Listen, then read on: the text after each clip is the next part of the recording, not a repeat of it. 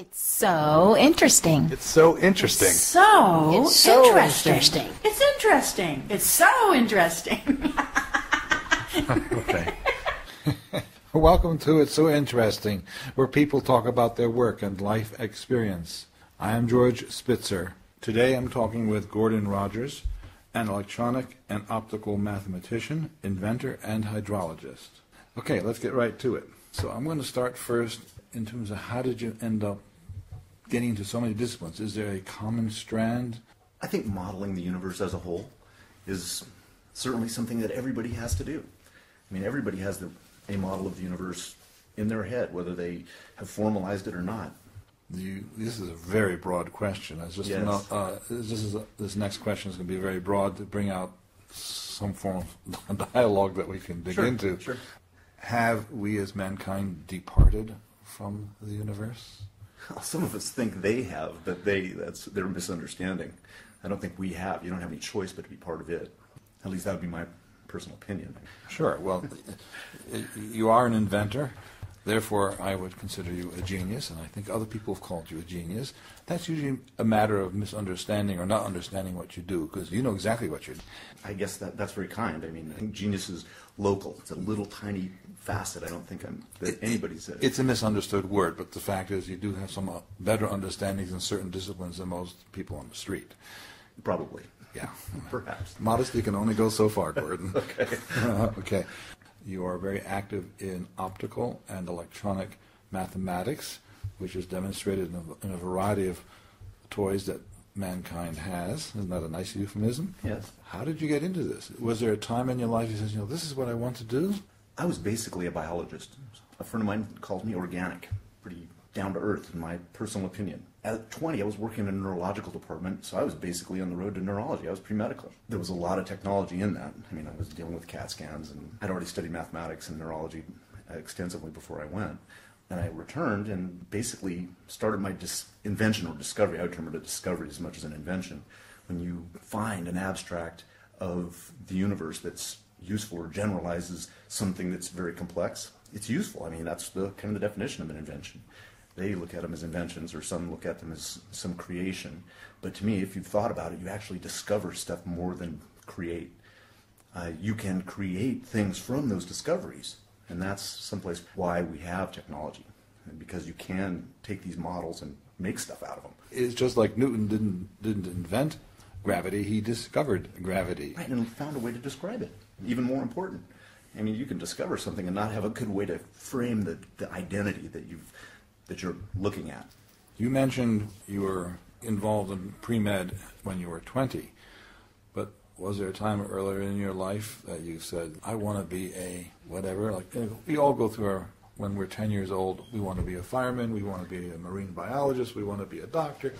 What did you want to be when you were 10 years old?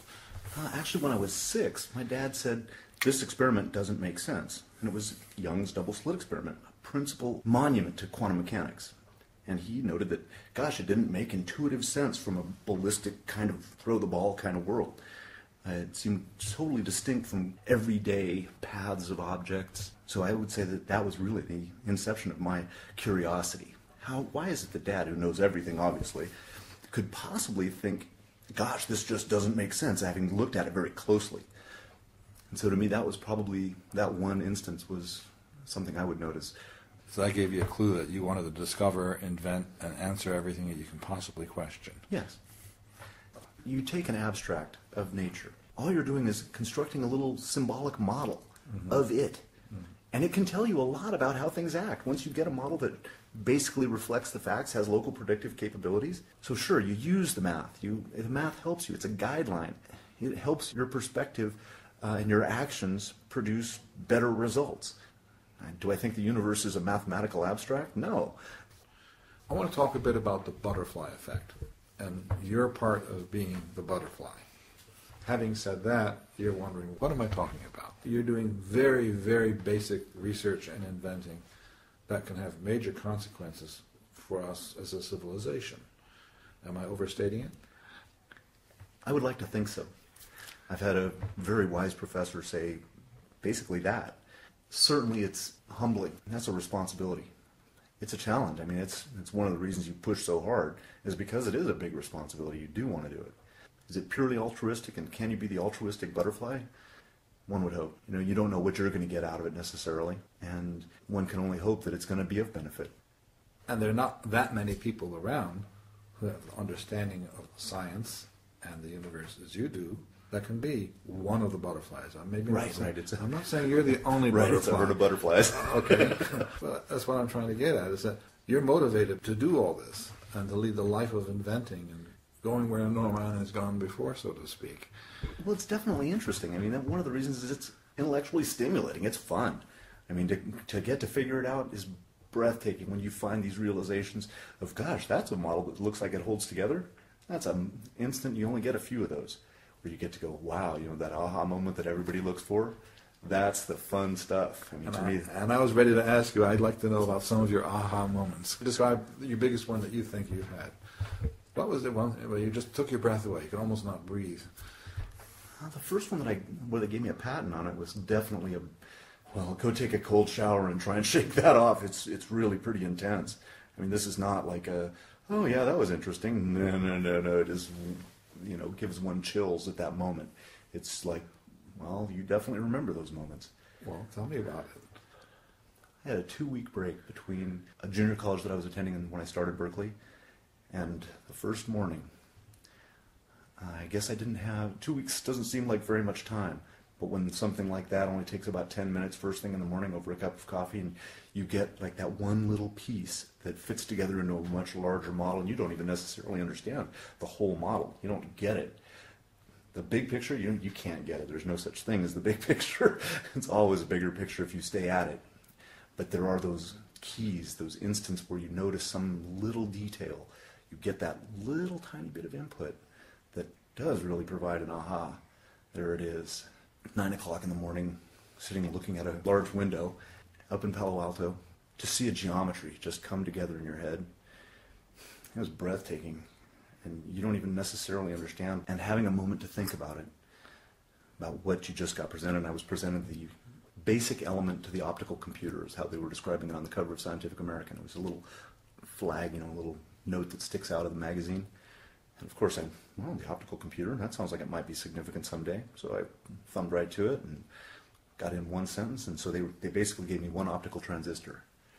And I've seen lots of transistors before, so, well, I'm not expecting one to be all that handy.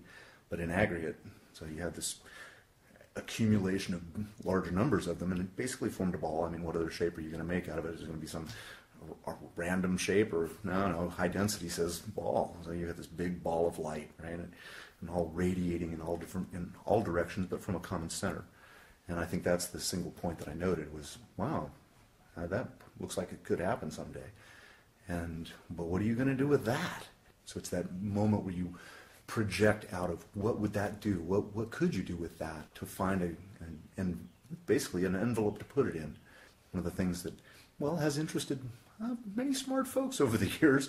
Kepler, when they figured out the rotational shape of our solar system, and we've gone much further with it than that now. Even though you can understand a great deal about it, there are lots of insolubles there.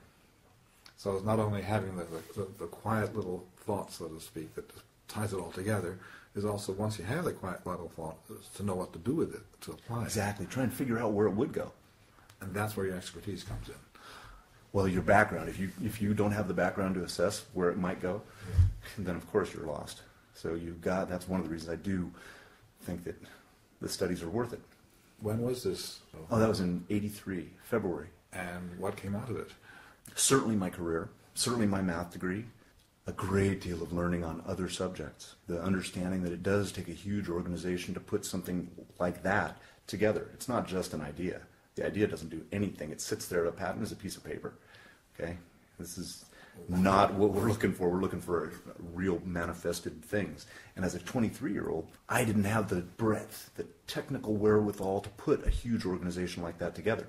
You don't have a chance. I know 23-year-olds think they're very sophisticated, but they'll probably be smarter at 24, or at least know a little bit more. So where has this gone? Has it become a bread box or a concept? Well, I understand. That's an old patent. See, Most patents aren't timely, and so 90% of them are not worth the paper they're written on. About 10% are worth the paper they're written on, but barely, and about 1% of them are actually worth something financially to the inventor. Right. So, I mean, it's a matter of timing. So I might have been early on that one. I think it's still got real value. I had one of the guys from the IT department came up to me a couple of days ago and said, well, I think I saw that system you were talking about. And it's, it's a major telecommunications company that's put it together, and I think they probably are using it, and they can use it without infringement on the patent. I put it out there that the result of that was an altruistic act.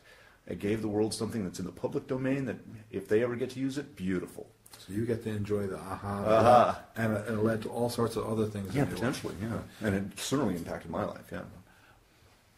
Sounds like you've had more than one or two ahas. What was the next one that you could relate to us? Well, the completed history of everything sounds like a kind of an interesting subject. It's like, what will happen to all that stuff, the end of the universe and the beginning, all in the same breath, and finding it perpendicular to the future, that is, where they're independent of each other? You've lost me. I'm sorry. Okay, so some of the ahas, I mean, you get to these complicated ahas where you make that relatively complex jump into say, just one minor bold assumption, and check it. See, does it mean anything? Just guide me a little bit so I can understand about this most exciting aha you've had. So this is a complex one, okay? We'll dig into it. Okay. Okay, folks, we're going into complex territory. Most people have heard of quantum entanglement. It's a property that is maintained over any space and any distance, any time period. It doesn't matter if you wait 1,000 years to test that particle, you can tell how it's going to be when it gets there. And it seems like the information is traveling at faster than the speed of light by a huge amount. Hundreds of thousands of times the speed of light, no problem. Just like that. The data's already there. And that seems like a counterintuitive thing, right? I mean, yeah. Say, almost metaphysical, yes. This has to do with space and time and quantum entanglement. While it's not intuitive if you go in and try and hit it with, not that many people are going to get their tensors right. I mean, this is hard, okay? This is mathematically complex. So to summarize it to the lay, to anybody, to a little kid, and that was one of Einstein's tests. If you can't explain it to a little kid, you don't know, you don't understand it yourself. And so you're going to have these words that seem like they're, I understand that word. Everything? Oh, yeah, I know what you mean. It's the whole place, the universe, all of it. Well, okay, so you know what history is. Now, you can tell that any given little local time span is going to have events that start and finish. Stuff that kind of completed. You finish the glass of water. Big deal. Okay, it doesn't seem like it's entangled with anything.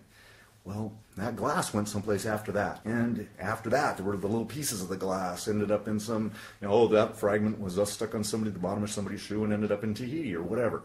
Right? So, and all of that stuff that can be, in some sense, patched together start to finish, from the beginning of the universe to the end. And if you looked at that as an object, as a try and have that in your model, golly, anything that you can say that really makes sense in that environment might be interesting. And so to have anything that comes together theoretically and looks like it holds water, those are big ahas. There is an aha when you see two axes, they're mathematical constructs, we call them a basis. And we know what a basis is in English. Sure, I know what you mean. Yeah, the basis of this argument is that. We understand that these are words that have meaning in non-mathematical terms as well. And so you can have apparent ambiguities in expressing it in English that seem to wash out a little bit once you are rigorous about the definition. And to find that time is independent of the completed history was kind of a big aha. And this is a 32-year discussion with a friend of mine. Separating those two. Yeah. The completed history is independent of time.